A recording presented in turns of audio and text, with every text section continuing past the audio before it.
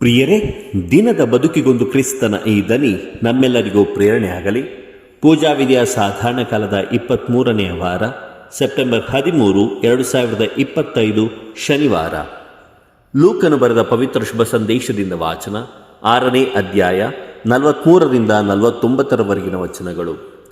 ಆ ಕಾಲದಲ್ಲಿ ಯೇಸು ತಮ್ಮ ಶಿಷ್ಯರಿಗೆ ಹೀಗೆಂದು ಹೇಳಿದರು: ಒಳ್ಳೆಯ ಮರವು ಕೆಟ್ಟ ಫಲವನ್ನು ಕೊಡುವುದಿಲ್ಲ, ಕೆಟ್ಟ ಮರವು ಒಳ್ಳೆಯ ಫಲವನ್ನು ಕೊಡುವುದಿಲ್ಲ.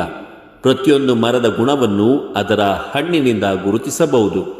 ಮುಳ್ಳುಗಿಡದಲ್ಲಿ ಅಂಜೂರ ಕೀಳುವಂತಿಲ್ಲ, ಮುಳ್ಳು ಕಳ್ಳಿಯಲ್ಲಿ ದ್ರಾಕ್ಷಿ ಕೊಯ್ಯುವಂತಿಲ್ಲ. ಒಳ್ಳೆಯವನು ತನ್ನ ಹೃದಯವೆಂಬ ಬೊಕ್ಕಸದಿಂದ ಒಳ್ಳೆಯದನ್ನೇ ಹೊರತರುತ್ತಾನೆ, ಕೆಟ್ಟವನು ಕೆಟ್ಟ ಬೊಕ್ಕಸದಿಂದ ಕೆಟ್ಟದ್ದನ್ನೇ ಹೊರತರುತ್ತಾನೆ.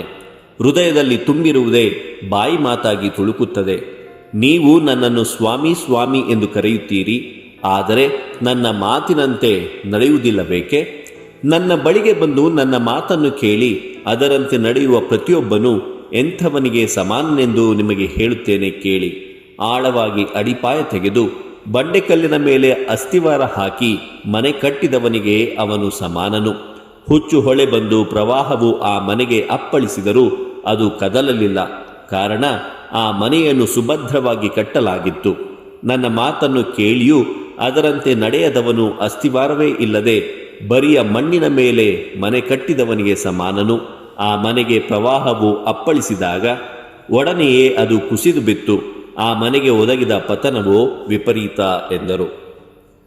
ಪ್ರಭುವಿನ ಶುಭ ಸಂದೇಶ. ಕ್ರಿಸ್ತರೇ ನಿಮಗೆ ಸ್ತುತಿ ಸಲ್ಲಲಿ. ಚಿಂತನೆ: ಕ್ರಿಸ್ತನ ಆದರ್ಶಗಳನ್ನು ಪ್ರೀತಿಸುವುದರ ಜೊತೆಗೆ ಅವುಗಳನ್ನು ಬದುಕುತ್ತಾ ಪರರಿಗೂ ಪ್ರೇರಕರಾಗಬೇಕು. ಪ್ರಭು ಯೇಸು ಕ್ರಿಸ್ತರಲ್ಲಿ ಆತ್ಮೀಯರೇ, ಎಷ್ಟೋ ಬಾರಿ ನಾವು ಓದಿದ ಪುಸ್ತಕಗಳಿಂದ ಮೆಚ್ಚಿದ ಪ್ರೇರಕ ನುಡಿಗಳು, ಆದರ್ಶ ವ್ಯಕ್ತಿಗಳ ಜೀವನದ ತತ್ವಗಳು ಕೇವಲ ಕಪಾಟುಗಳಲ್ಲಿ ಸುರಕ್ಷಿತವಾಗಿರುತ್ತವೆ ಅಥವಾ ಗೋಡೆಯ ಮೇಲೆ ತೂಗು ಫಲಕಗಳಾಗಿ ನೇತಾಡುತ್ತಿರ್ತವೆ ಅಲ್ಲವೇ?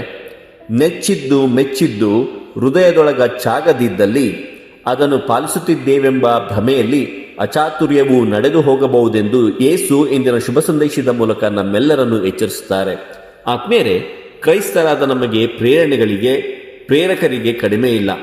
ನಮ್ಮ ಆಚರಣೆಗಳು, ಹಬ್ಬ ಹರಿದಿನಗಳು, ಸಂತರು, ಪವಿತ್ರರಂಥ ಸಂಪ್ರದಾಯಗಳ ಗೂಢಾರ್ಥಗಳು, ದಿನನಿತ್ಯದ ಬಲಿಪೂಜೆ, ಪ್ರಾರ್ಥನೆ, ಭಾನುವಾರದ ಆರಾಧನೆ, ಬೋಧನೆ ಇದ್ಯಾವುದನ್ನು ನಮ್ಮ ಜೀವನದಲ್ಲಿ ಕಾರ್ಯರೂಪಗೊಳಿಸದಿದ್ದರೆ ಅವೆಲ್ಲವೂ ಅರ್ಥಹೀನ. ಮರಳಿನ ಮೇಲೆ ಮನೆ ಕಟ್ಟುವುದಕ್ಕೆ ಸಮಾನ. ಅದೋ ಹುಚ್ಚು ಹೊಳೆಯಲ್ಲಿ ಕೊಚ್ಚಿ ಹೋಗುವ ಸಂಭವವುಂಟು. ಆತ್ಮೇರೆ, ಕೇಳಿ ಮೆಚ್ಚಿ ಪ್ರಶಂಸಿಸಿದ್ದನ್ನು ಕಾರ್ಯರೂಪಕ್ಕಿಳಿಸುವ ಬದ್ಧತೆ ನಮಗೆ ಬಂದಲ್ಲಿ ಆಳ ಅಡಿಪಾಯದೊಂದಿಗೆ ಬಂಡೆಕಲ್ಲಿನ ಮೇಲೆ ಅಸ್ತಿವಾರ ಹಾಕಿ ಮನೆ ಕಟ್ಟಿದವನಂತೆ ನಾವಾಗುತ್ತೇವೆ. ಸಿಡಿಲು, ಮಳೆ, ಗುಡುಗಿ ಗಂಜದೆ ಎಲ್ಲವನ್ನು ಎದುರಿಸಿ ಬಾಳುವ ಎದೆಗಾರಿಕೆ ನಮಗೆ ಬೇಕು. ಆಗ ಮಾತ್ರ ಜೀವನವನ್ನು ಸಂಪೂರ್ಣವಾಗಿ ಬದುಕುತ್ತೇವೆ. ನಾವು ಮೆಚ್ಚುವ ಆದರ್ಶಗಳು ನಮ್ಮೊಳಗೊಂದಾದರೆ ಮಾತ್ರ ಅವು ನಮ್ಮ ಬದುಕಾಗುತ್ತದೆ. ಬದುಕಿದ್ದನ್ನು ಪ್ರೀತಿಸುತ್ತೇವೆ. ಕ್ರಿಸ್ತನ ಆದರ್ಶಗಳನ್ನು ಪ್ರೀತಿಸುವ, ಬದುಕುವ, ಪರರಿಗೂ ಪ್ರೇರಕರಾಗುವ ವರಗಳಿಗಾಗಿ ಬೇಡಿಕೊಳ್ಳೋಣ. ಇಂದಿನ ವಿಶೇಷತೆ. ಪ್ರಿಯರೇ, ನಾವು ಸಂತ ಜಾನ್ ಕ್ರಿಸಾಸ್ಟಮ್ ರವರ ಸ್ಮರಣೆಯನ್ನು ಮಾಡುತ್ತಿದ್ದೇವೆ. ಕ್ರಿಸ್ತ ಶಕ 349ರಲ್ಲಿ ಅಂತಿಯೋಕ್ಯದಲ್ಲಿ ಜಾನ್ ಕ್ರಿಸಾಸ್ಟಮ್ ರವರು ಜನಿಸಿದರು. ಮಿಲಿಟರಿಯಲ್ಲಿ ಉನ್ನತಾಧಿಕಾರಿಯಾಗಿದ್ದ ತಂದೆ ಸೆಕುಂದುಸರು ಜಾನ್ ಜನಿಸಿದ ಕೊಂಚ ಕಾಲಕ್ಕೆ ತೀರಿ ಹೋದರು. ಅವರನ್ನು ತಾಯಿ ಅಂತುಸ ಎಂಬ ಸದ್ಭಕ್ತೆ ಕಷ್ಟಪಟ್ಟು ಸಾಕಿ ಸಲಹಿದಳು. ಬಳಿಕ ತತ್ವಶಾಸ್ತ್ರ ಮತ್ತು ಬೋಧನಾ ಶಾಸ್ತ್ರ ಕಲಿಯಲು ಉತ್ತೇಜಿಸಿದರಲ್ಲದೆ ಸಮಾಜದಲ್ಲಿ ಒಳ್ಳೆಯ ಹೆಸರು ಗಳಿಸಲು ಪ್ರೇರೇಪಿಸಿದಳು. ಈ ಮಧ್ಯೆ ಕ್ರಿಸಾಸ್ಟಮ್ ರವರಿಗೆ ಆಶ್ರಮ ಜೀವನ ಹಿಡಿಸಿತ್ತೆಂದು ಕಾಣುತ್ತದೆ. ಸುಮಾರು 4 ವರ್ಷ ಸರಿಯಾದ ಸನ್ಯಾಸಿಯೋರ್ವರ ಮಾರ್ಗದರ್ಶನದ ಅಡಿ ಗುಹೆಯಲ್ಲಿ ಬದುಕಲು ಸಾಗಿದರು. ಪ್ರಿಯರೇ, ಗುಹೆಯಲ್ಲಿ ಹೆಚ್ಚು ಶೀತವಿದ್ದ ಕಾರಣ ಜಾನ್ ಕ್ರಿಸಾಸ್ಟಮ್ ರವರ ದೇಹಾರೋಗ್ಯ ದಿನೇ ದಿನೇ ಕ್ಷೀಣಿಸಿ ಬಾಧಿಸಲ್ಪಟ್ಟಿತ್ತು. ಕ್ರಿಸ್ತ ಶಕ 385ರಲ್ಲಿ ಅಂತಿಯೋಕ್ಯಕ್ಕೆ ಹಿಂದಿರುಗಿದ ಅವರಿಗೆ ಯಾಜಕ ದೀಕ್ಷೆಯನ್ನು ಕೊಡಲಾಯಿತು. ತನ್ನ ಶಕ್ತಿಯನ್ನೆಲ್ಲ ಶುಭ ಸಂದೇಶ ಸಾರಲು ಮೀಸಲಿಟ್ಟ ಸಂತ ಜಾನ್ ಕ್ರಿಸಾಸ್ಟಮ್ ರವರು ಹಲವು ಆತ್ಮಗಳ ಪ್ರೇರಣೆಗೂ ಪರಿವರ್ತನೆಗೂ ಕಾರಣರಾದರು. ಅವರ ಅಸಾಧಾರಣ ಬೋಧನಾ ಕೌಶಲ್ಯವನ್ನು ಕಂಡು ಜನ ಅವರನ್ನು ಕ್ರಿಸಾಸ್ಟಮ್ ಎಂದು ಕರೆದರು. ಗ್ರೀಕ್ ಭಾಷೆಯಲ್ಲಿ ಕ್ರಿಸಾಸ್ಟಮ್ ಎಂದರೆ ಚಿನ್ನದ ನಾಲಿಗೆ ಎಂದರ್ಥ. ಆತ್ಮೀಯರೇ, ಕ್ರಿಸ್ತಶಕ 398 ಫೆಬ್ರವರಿ 26ರಂದು ಜಾನ್ ಕ್ರಿಸಾಸ್ಟಮ್ ರವರನ್ನು ಕಾನ್ಸ್ಟಂಟಿನೋಪಲಿನ ಕುಲಾಧಿಪತಿಯನ್ನಾಗಿ ನೇಮಿಸಲಾಯಿತು. ಧರ್ಮಸಭೆಯ ಸ್ವತ್ತನ್ನೆಲ್ಲ ಜಾಗರೂಕತೆಯಿಂದ ನಿರ್ವಹಣೆ ಮಾಡಿದ ಜಾನರು ಆಸ್ಪತ್ರೆಗಳನ್ನು ತೆರೆದರು ಮತ್ತು ಬಡವರಿಗೆ ಕೈಯಲ್ಲಾದ ಸೇವೆ ಮಾಡಿದರು. ಒಂದು ನೈಜ ಯಾಜಕನಾಗಿ ಯಾಜಕರ ನೈತಿಕತೆಯನ್ನು, ಅವರ ವರ್ಚಸ್ಸನ್ನು ಹೆಚ್ಚಿಸಲು ಶ್ರಮಿಸಿದರು. ಹಲವು ಯಾಜಕರ ಅಹಿತ ಧೋರಣೆ ವ್ಯಕ್ತಪಡಿಸಿದರು. ಅವರ ಸುಧಾರಣೆಗಳನ್ನು ಜನ ಮೆಚ್ಚಿಕೊಂಡರು. ಪ್ರಿಯರೇ, ಪ್ರಾಪಂಚಿಕ ಆಸೆ ಆಕಾಂಕ್ಷೆಗಳನ್ನು ಬಹಳಷ್ಟು ತೊರೆದ ಜಾನ್ ಕ್ರಿಸಾಸ್ಟಮರಿಗೆ ಧರ್ಮಸಭೆಯಲ್ಲೇ ಹಲವು ಶತ್ರುಗಳು ಹುಟ್ಟಿಕೊಂಡರು. ಅವರಲ್ಲಿ ಮಹಾರಾಣಿ ಎನಿಸಿದ ಯುಡೋಕ್ಸಿಯ ಪ್ರಮುಖಳು. ಕ್ರಿಸ್ತಶಕ 403ರಲ್ಲಿ ಧರ್ಮಾಧ್ಯಕ್ಷರ ಒಕ್ಕೂಟದಲ್ಲಿ ಸಿನಡ್ ಆಫ್ ಓಕ್ ಜಾನ್ ಕ್ರಿಸಾಸ್ಟಮ್ ರವರನ್ನು ಅವರು ದೇವರ ಪರವಿದ್ದ ಕಾರಣ ಅವರ ಪದವಿಯನ್ನು ಕಿತ್ತೆಸೆದು ದೂರ ದೇಶಕ್ಕೆ ಗಡೀಪಾರು ಮಾಡಲಾಯಿತು. ಇದರಿಂದ ಕೋಪೋದ್ರಿಕ್ತರಾದ ಜನ ಅರಸನ ಮೇಲೆ ಒತ್ತಾಯ ತಂದ ಕಾರಣ ಪೂಜ್ಯರನ್ನು ಹಿಂತಿರುಗಿ ಬರಲು ಕೇಳಿಕೊಳ್ಳಲಾಯಿತು. ಮತ್ತೆ ಜಾನ್ ಕ್ರಿಸಾಸ್ಟಮ್ ರವರು ಕೆಟ್ಟದ್ದನ್ನು ಬಹಿರಂಗವಾಗಿ ವಿರೋಧಿಸಿದ್ದರಿಂದ ಅರ್ಮೇನಿಯಾದ ಟೂರುಸ್ ಎಂಬ ಮರುಭೂಮಿಗೆ ಗಡೀಪಾರು ಮಾಡಲಾಯಿತು. ಇದರಿಂದ ಮತ್ತೆ ಸದ್ಭಕ್ತ ಕ್ರೈಸ್ತರು ಪೂಜ್ಯರ ಪರವಾಗಿ ನಿಂತರು. ಇದರಿಂದ ಕೋಪಿತರಾದ ವೈರಿಗಳು ಅರ್ಮೇನಿಯಾದಲ್ಲಿನ ನಿರ್ಜನ ಮತ್ತು ನೀರೇ ಇಲ್ಲದ ಸ್ಥಳಕ್ಕೆ ವರ್ಗಾಯಿಸಲು ಅರಸನಿಂದ ಆದೇಶವನ್ನೇ ತಂದರು. ಈ ಮಧ್ಯೆ ಸಂತರ ದೇಹಾರೋಗ್ಯ ಬಲಹೀನಗೊಳ್ಳತೊಡಗಿತು.